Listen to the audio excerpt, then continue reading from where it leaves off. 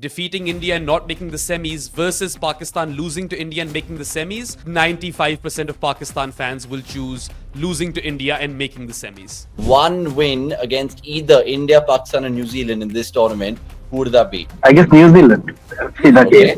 In normal circumstances, I would have said the biggest strength is that they've got the team combination sorted out. But Saim Ayub's injury has complicated things for Pakistan. I mean, the Bangladesh cricket team right now symbolizes the mood of the traffic in Dhaka right now, the hustle and bustle. Clearly, there are panic stations before the Champions Trophy. Won this tri-series and looked pretty good doing it, to be honest. It looked extraordinarily good, which was a nice surprise. And if we play like that, we could win the whole thing. This might sound quite pessimistic, but I'm actually going to go for India and New Zealand to qualify from Group A. What we do know is that Pakistan actually often play better in UAE than they do in Pakistan. India would not want to fall prey to the Evan Galbis effect as they did in the 2023 ODI World Cup final. And then you talk about someone like Harshit Rana. I say this, and don't blame me, KKR fans. I think it's a GG sort of move. Jubair, are you ready amidst the traffic for my quiz? I'm under pressure after those two performances.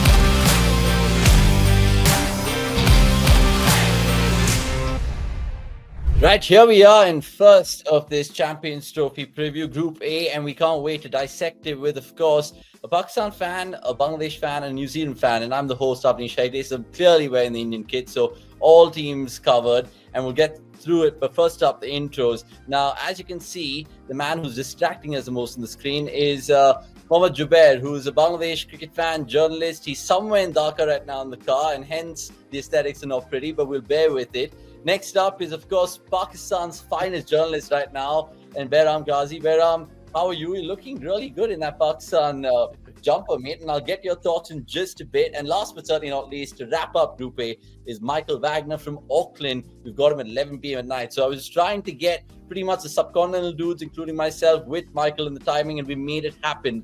First up, to Behram, how does it feel hosting a tournament?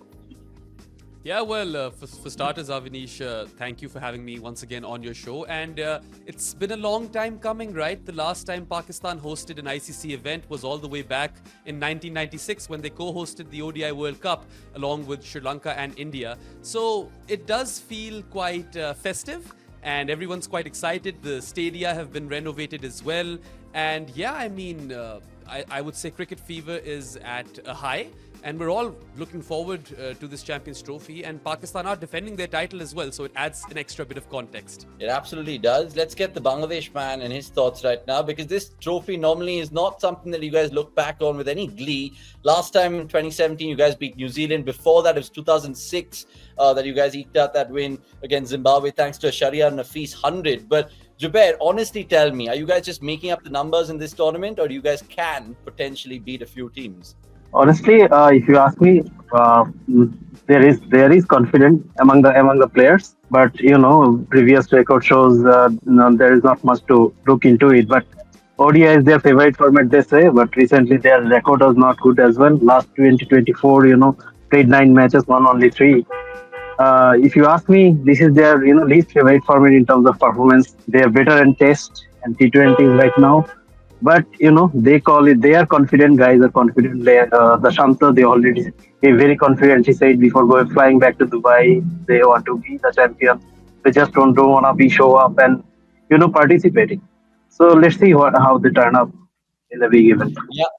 I mean, the Bangladesh cricket team right now symbolizes the mood of the traffic in Dhaka right now, the hustle and bustle. Clearly, there are panic stations before the Champions Trophy. Michael, I'll come to you next in beautiful Auckland. I know you're coming off a rugby game, but the cricket must be tickling a few pickles down south. Maybe. It hasn't really captured the attention, I don't think, in New Zealand, partially because of the time zone. The games start at 10 o'clock at night and finish at 5 o'clock in the morning. So it's not an easy watch in that sort of time zone. T20 people could maybe, you get up in the morning to watch it, but when it goes from 10 p.m. till 5 a.m., it's pretty hard work. It is. I mean, good luck with all the viewers of the Champions Trophy, but Group A promises to be some belting fixtures, including that India-Pakistan game on the 23rd, which we'll talk it through with Behram right now. We'll get Pakistan perspective first up because, honest to God, they've been doing some good things in ODI cricket, and I don't know if the Tri-Series is anything to go by, but there are plenty of positives to pick. What's the biggest strength and the weakness, Behram, for Pakistan heading into a tournament like this right now? So, in normal circumstances, I would have said the biggest strength is that they've got the team combination sorted out. But Saim Ayub's injury has complicated things for Pakistan because Saim was also providing some buffer overs, right? So he would share the fifth bowler duties with Salman Ali Agha. And losing Saim has not only, handicapped Pakistan of an explosive opener who was in form and looked to be the real deal, but also the fact that now you need to make up those overs somehow. And Pakistan in classic reactionary mode, have pushed Babar up to the opening slot. He hasn't performed particularly well over there as of now. He's only had 3 innings. But then you also have to play the likes of Khushdil Shah, who is there literally to bowl just those 5-6 overs just so that they can kind of bowl 50 overs, right? I would say the biggest strength that Pakistan has is it's going to be a very cliche answer. It's the fast bowling attack, and if Shaheen and Naseem get going in the first 10 overs, then they can cause any team lots of trouble, right? And Haris Rauf currently has a side strain that he's suffering from, but if he gets fit in time for the Champions Trophy, then that is as good a 3-man pace attack as you can hope for, right? Because Shaheen and Naseem Shah are really good with the new ball, and Haris Rauf can be the enforcer through the middle, and he's terrific at the death. So that's Pakistan's strength as far as the bowling is concerned.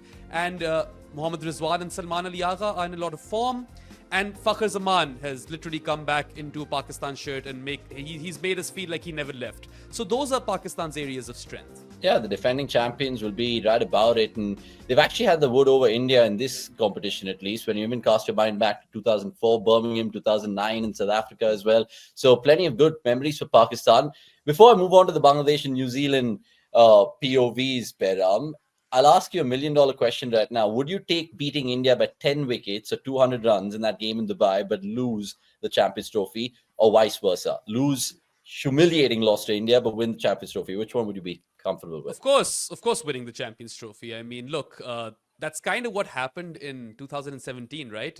They did suffer a humiliating loss to India in the first game, and then they just never looked back, and they won 4 in a row and lifted the Champions Trophy. I'll go even one step further, Avanish. I will say that even if it comes down to Pakistan defeating India and not making the semis versus Pakistan losing to India and making the semis, I'm pretty sure 95% of Pakistan fans will choose losing to India and making the semis. Okay, well said. Let me know if you guys agree with Behram in the comments. I think most of you all would. Let me get Jubair's thoughts then in Bangladesh before I get Michael and what New Zealand have been doing off late in ODIs. Jubair, 2017 and that Champions Trophy wasn't such a bad one for Bangladesh, albeit weather played a part and they of course got a fine win against New Zealand themselves. Do you think they can look back at that tournament and be like, you know what, even though we have a tough group, one result here or there could really open up the competition? Right?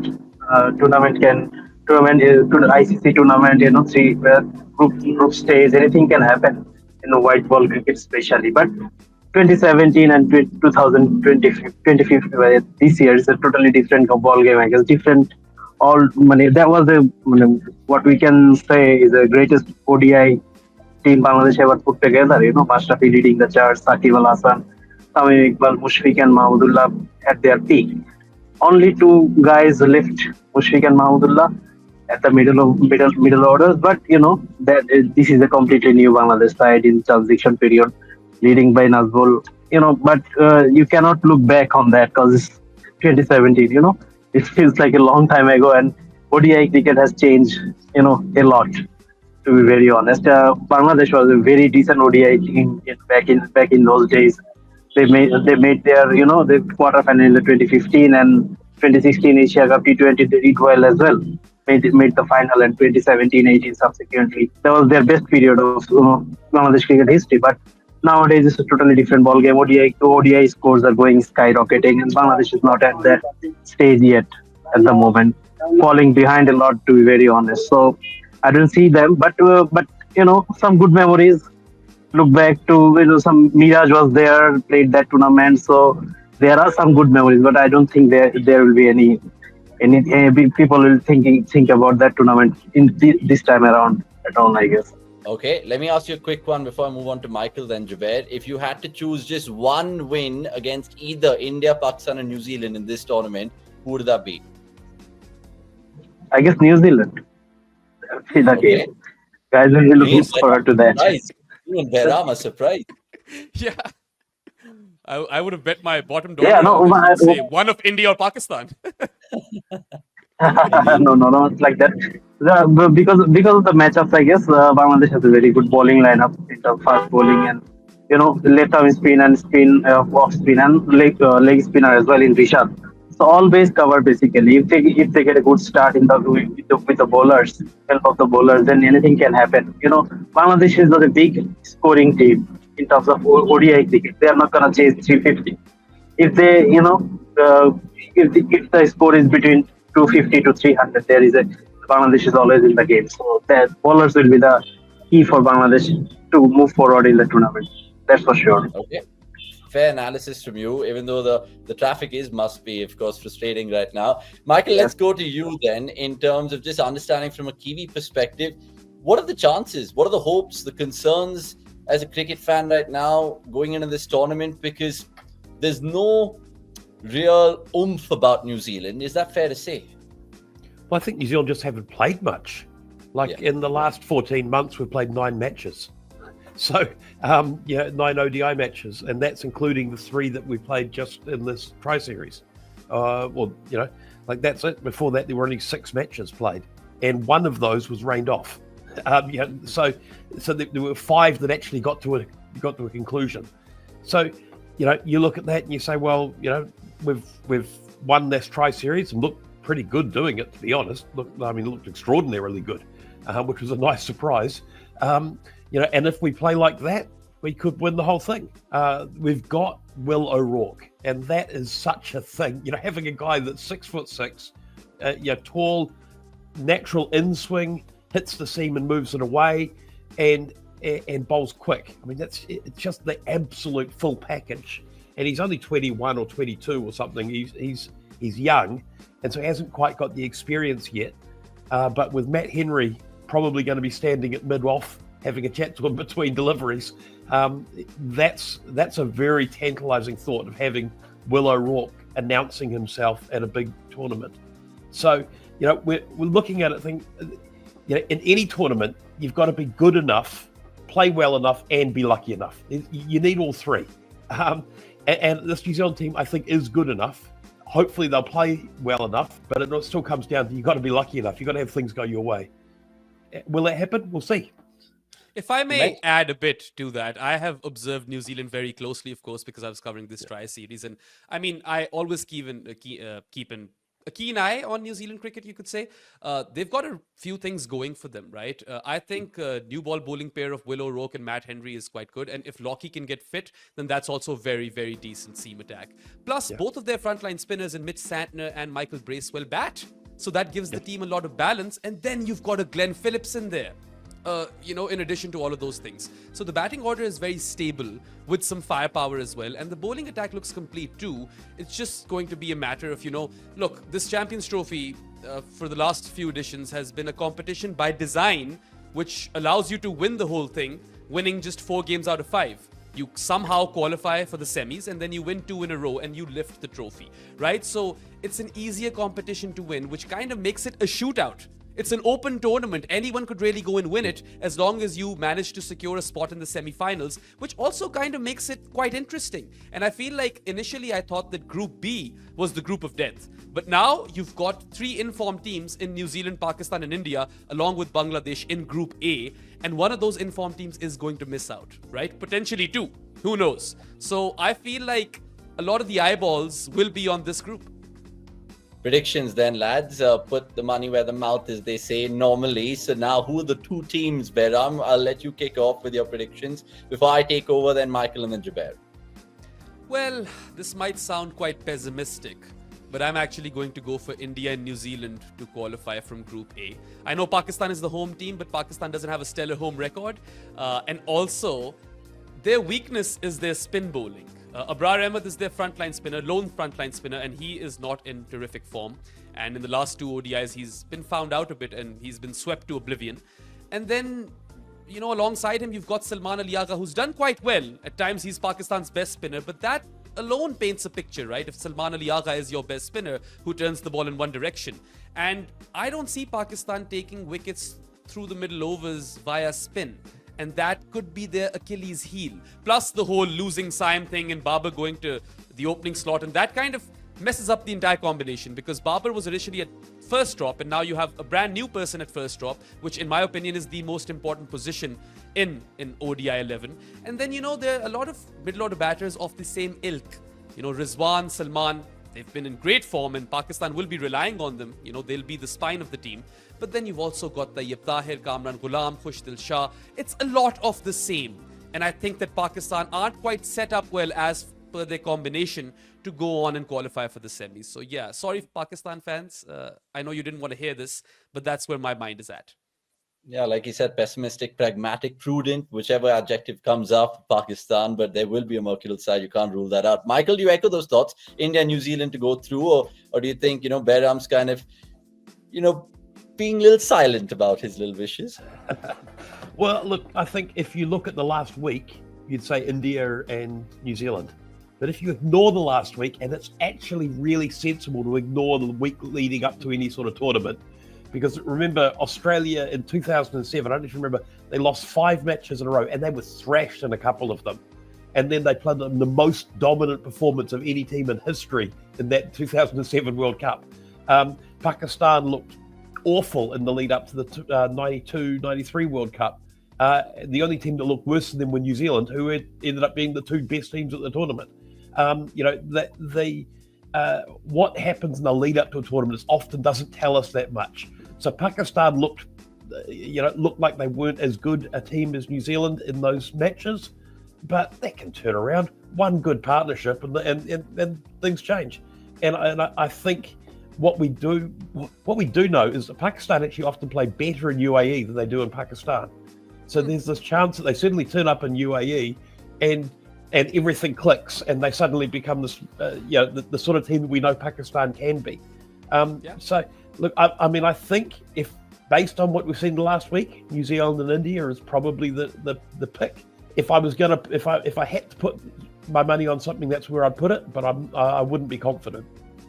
That's the thing with Pakistan, right? They are that mercurial side, and if they somehow get galvanized, I feel like if they defeat New Zealand in Karachi, albeit they've lost 2 games to New Zealand in Karachi in the build-up, 3rd time's the charm, then they kind of set themselves up for a semi-final finish, right? At the very least, because, India are the far better side, and Pakistan might have the wood over India in the Champions Trophy, but pound for pound, you would take India. But then Michael has brought up something really interesting, which is the UAE. And Pakistan have some good memories playing India in the UAE. So, again, it all comes down to the fact that this is such a shootout of a tournament that anything could happen. But yes, even if I talk Pakistan down, I could never, I dare never write them off because that's just who they are. That's their identity, right? No, I think fair points. In India, New Zealand for you, India, New Zealand for Michael, India, New Zealand for me as well. Is it a house full, Jubair, or do you think your sneaky Bangladesh will do something good? I think India and Pakistan will go through. That's what I think. That's my fan perspective, because I don't want a 2 weeks of competition without India and Pakistan in it. So it's only 2 weeks, so we need fun for that. And because of there is big holes in India as well. Bumrah not being there, the best player in the world, to be very honest, across format and across, I think, discipline as well, batting, bowling, if you say. So, I think he is the best cricketer at the moment. If you leave out, then there is a big hole in terms of death bowling, I guess. So definitely you cannot replace Bumrah. So death bowling is an issue for India and will be, I think. Shami will cover the new ball definitely. And the spinners, there is plenty of spinners there, but India will score runs, right? Big runs, and they will cover that 2 weakness with their batting. And Pakistan, I think they will turn up at some point of the tournament, and when they do, what happened in the last 2017, we saw that. So I'm not gonna go deep into that. And New Zealand, new team going into the champions, tournament in a sub-country, and I don't see them going that far. But one win against Bangladesh and New Zealand will be interesting. But I want to see India and Pakistan move into the next round. Okay, interesting. Just on that, Avanish, I actually have a question for you. I know you're hosting this, but Jubair mentioned how Jasprit Bumrah has been ruled out through injury, which we're all pretty upset about because we all love Jasprit Bumrah. I think he is undoubtedly the best contemporary all-format cricketer, right? And it is going to be a big blow. But what India have done over here is that they have brought in Harshit Rana instead of Mohammad Siraj, right? And Siraj has the miles in his legs and he has the experience as well. And ODIs are kind of his format, I would say. So they've left him out and they've got Harshit Rana in because they probably want to use him with the old ball. My question to you is that, do you think this works? Because I would have thought Siraj and Arshdeep share the new ball and Shami comes first change. And now you've also got Varun in the team ahead of Jaiswal. Now I understand Rohit and Gill are captain, vice captain, so it will be hard to fit Jaiswal in. But what sort of combination would work for India? Because I feel like if you play both of Akshar and Jadeja, it's too defensive an option. And then if you go for, 4 frontline bowlers, then maybe you are, kind of compromising on the depth of your batting. And India would not want to fall prey to the Evan Gulbis effect as they did in the 2023 ODI World Cup final, where Kohli and KL, they were a bit too circumspect because they didn't trust the batters below, right? So what sort of combination do you think India should go for if they are to kind of gun for the title? I think they're already very certain in their selections. It's evident with even this India-England series who they wanted to kind of give the little miles in the legs too. I think Arshdeep starts for me, Shami starts for me, now Harshit Rana, who's the obvious replacement. Harshit can bat. Arshdeep, even though many people have a little laugh when we kind of watch his little batting clips on Twitter and all of that, I think he can hold a bat. But the main question, like you said, is just those all-rounders in our team with Hardik, Akshar and Jadeja and how much you can eke out of them. Jadeja has been phenomenal with the ball. Akshar has been generally a very, very good white ball player for India. So on that merit, I think these guys start naturally. With the whole opening conundrum, I didn't think they wanted to anyway switch the top 6 which participated in the World Cup, right? So you had your predominant right-handers, even though it was monotonous, they didn't want to break it through. Now they have Akshar as a floater, so they could probably play him situationally at 5, which we've seen in England. So I think the call would come down to Kuldeep and Varun, because Kuldeep has, of course, brilliant numbers in ODI cricket since 2023, the most he's taken. On the Siraj point, I think they've specifically left him out purely because he's just played so much cricket, Behram. It's unbelievable. They wanted to get in Arshdeep, who's doing great things in T20, and then thought this would be his first big tournament in terms of the 50-over game. And I think Arshdeep has a lot to give to India in terms of 3 formats. And then you talk about someone like Harshit Rana. I say this, and don't blame me, KKR fans. I think it's a GG sort of move, purely because he's seen this boy at KKR. He knows that this guy has an X factor in terms of removing crucial scalps when needed. We saw that with Shardul Thakur. So I don't know if it's like for like, but I think India, on the evidence of something like the ILT20 as well, have packed it with spinners, but they are going to go with a message saying, look, we're going to back opponents out of the game now that Bumrah's not there, and our so-called bits and pieces cricketers will probably turn up trumps when we need them. So as an Indian fan, I sit here not worried about going out of the group by any stretch of the imagination. It's about getting over the line in terms of the semi-final of the final, because this will be the best ever ICC win for any Indian captain if we win it without Bumrah. I mean, I know it's an unpopular choice, but that's how I feel.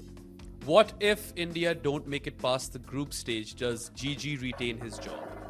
No, I think there will be questions. There'll be an inquisition of some sort. I think Rohit and then looking to the 2027 World Cup will be tough, even though these guys have now stepped out of the T20. So I think there will be maybe a shift in terms of moving GG into the T20 scheme of things, then getting Lakshman back for ODI. I don't know how they'll chop and change it. They've always kind of been one-man policy sort of thing. So inquisition for sure. For group stage exit, Indian fans will be, of course, watching the space very, very closely. Right, just to wrap up proceedings, because I know we're strapped for time, and in the interest of the Champions Trophy and to just educate ourselves and have a quiz, we just started doing this with each of these 3 lovely men on our panel. So I'll start with Michael. This is a 10-question quiz. There's no time on it, but I expect rapid answers. Question 1. Which Kiwi batter holds the record for the most sixes in an innings in a Champions Trophy match? Is that Nathan Astor? Match against Wrong USA. answer. Craig McMillan. USA 2004, 7. He got 7. Question 2. New Zealand skittled out this side for 77 in the 2002 Champions Trophy, which remains the second lowest ever total in the competition's history. Who was this team? I think it was India, wasn't it? Wrong answer. It was Bangladesh. Jubair's Bangladesh. Question 3. Nathan Aspel once scored a 145 in this competition. Is that the highest ever score still in the Champions Trophy? True or false? I'd say true. Yeah, I'll give you that. So you're off the mark there. Question 4. New Zealand beat which associate side by a whopping 210 run margin in 2004, which still is the highest ever win by any side in the Champions Trophy? That was USA. Yeah, I'll give you that. Question 5. The man who's taken the most wickets in Champions Trophy history is from New Zealand. Name him. Kyle Mills. Yeah, spot on. Well done. Question 6. Which venue saw New Zealand play their first ever Champions Trophy game? The first one was in Bangladesh. Was it Mirpur? No, unfortunately, I will scrap the points. There was Bangabandhu in Dhaka. Question 7. Who has more runs, Michael, in the Champions Trophy? Kane Williamson or Stephen Fleming? I was Stephen Fleming. Yeah, I'll give you the points there. New Zealand beat Pakistan in the 2006 Champions Trophy in Mohali. Who top scored for the Kiwis that day? I'll give you options for this one. Okay? Stephen Fleming, Scott Styris, and Craig McMillan. Scott Styris. Scott Styris it is. Question 9, last two. Let's see how you fare. India and New Zealand have played each other just once in this ICC event. True or false? Well, they've been scheduled to play twice, but I think one of them was rained off. So I think you'd call that true. Okay, fair enough. And finally, who did New Zealand play in their Champions Trophy opening clash in 2002? South Africa? No, it was Bangladesh, that same game which they got all out for 77. Right, you fared well, but not so well. I think you got about 5 or 6. We'll confirm with the producers in just a bit. But let's move on to Mr. Pakistan and Behram Qazi. And let's see how he fares in this Champions Trophy quiz. Let's start right now. Your first one. Who was Pakistan's first ever Champions Trophy match against? New Zealand. No, it was the West Indies.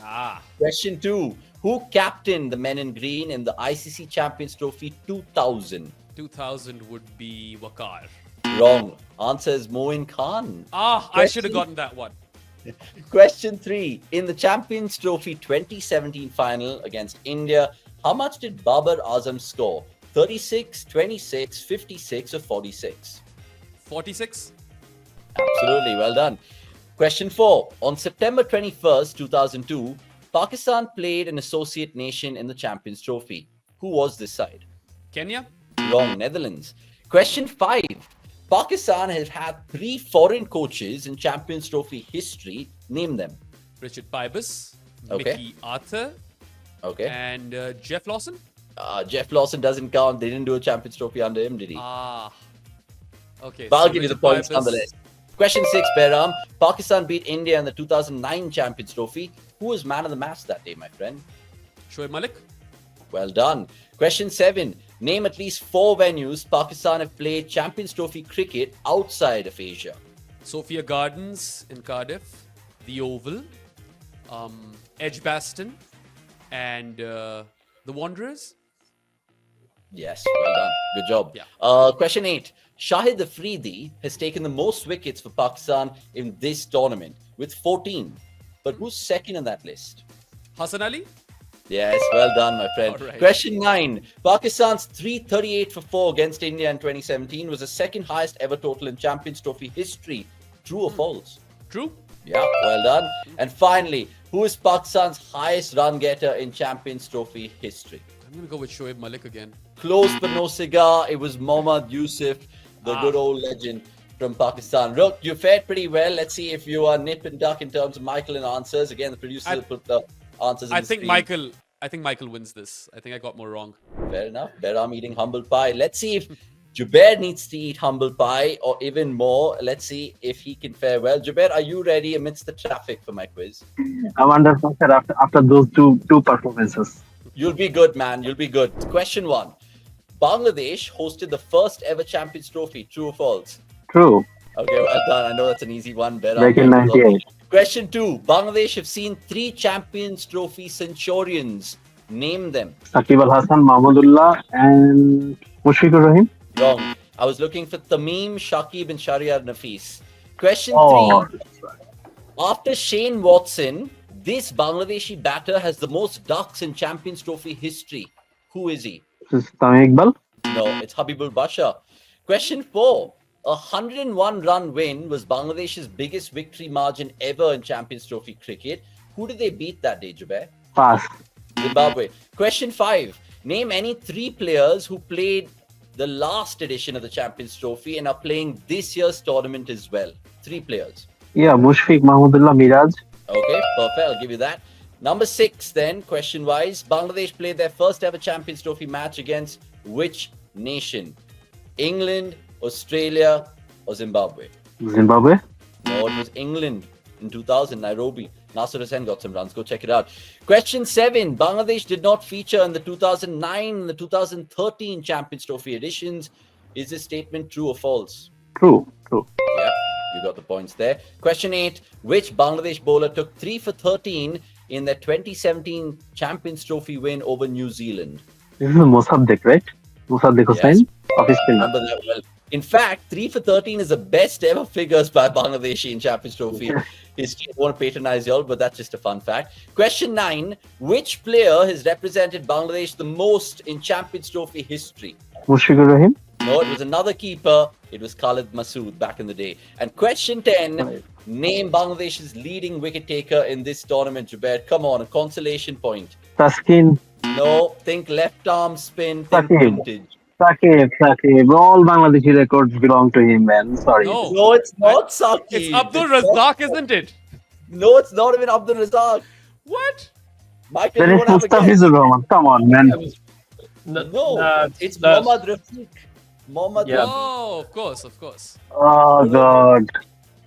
Look, I mean, it's doom and gloom for Jubair in this quiz. I definitely think he's finished last. I hope that's not the Bangladesh in the Group A proceedings in Champions Trophy. But Behram, Michael, Jubair, you've been fantastic fun in this little Group A preview. And hopefully you guys have a great tournament in terms of supporting your own teams. And final words from you, Behram. Quick prediction. Who's winning the Champions Trophy, man? Man, this is hard. South Africa. Okay, South Africa. It's not one green team, it's the other for Behram. Bangladeshi fan, Jubair, what do you think? Who's winning the competition? South Africa. They're the best Oh, white ball team at the moment. And Michael, dare you say South Africa? I was thinking of it, to be honest, but because India without Bumrah is just such a big difference. But I still think India's probably the team to beat. So I'm going to say India. And I'll make it 2-2 on this platform and say India as well. Guys, had terrific fun just getting your insights in the build-up to this tournament. Have a fantastic one. Subscribe to cricket.com. And, of course, follow all these boys. I'll leave their links in the description below. We'll leave it there, guys. Thank you so much for your time. And cheers.